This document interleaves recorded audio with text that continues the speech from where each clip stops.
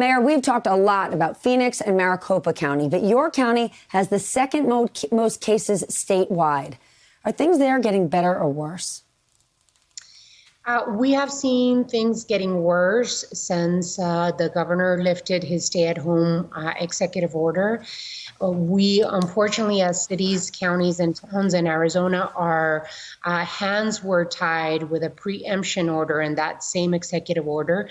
Most recently, the governor untied our hands as mayors to make mask mandatories in our jurisdictions.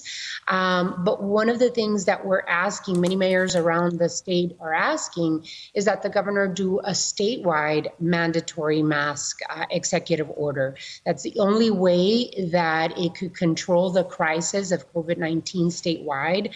We are seeing not just Pima County, where Tucson is located in Maricopa County, but Yuma County and Santa Cruz County and Navajo Nation. It is time for the governor to take swift statewide action, at least in that one step, which is the mandatory masks. You are one of several mayors calling for more closures to stop the spread. You have seen what reopening does. But what do you say to your local business owners who argue, if you close me down again, you close me down for good? I feel very much for the businesses, the local businesses in the city of Tucson and in Pima County, throughout the state. We absolutely understand this is devastating for businesses, but it also is for families.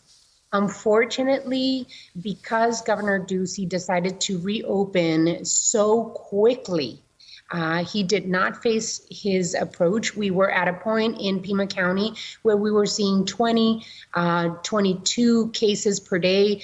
Just yesterday, we saw 135 cases. The previous day, we had 300 cases.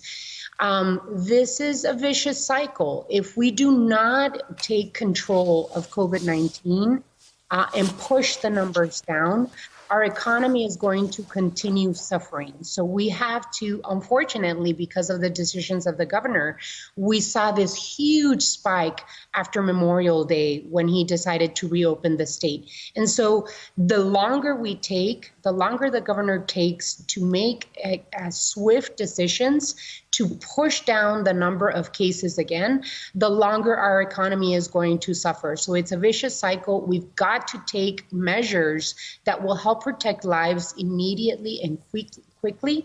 And once that is controlled, we can work on reopening our businesses and including our schools, because the longer we take to make these decisions, the longer it will take to have kids go back to school.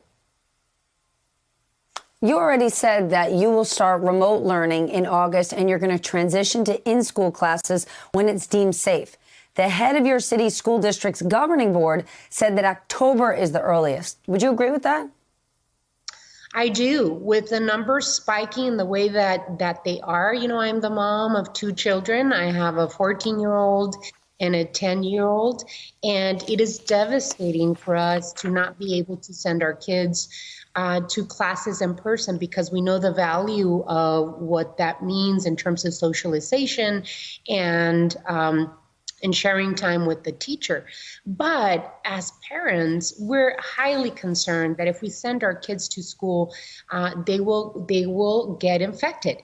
And so, again, it goes back to the decisions that the governor is making right now at this time, or the lack of action that he's taking, I would say.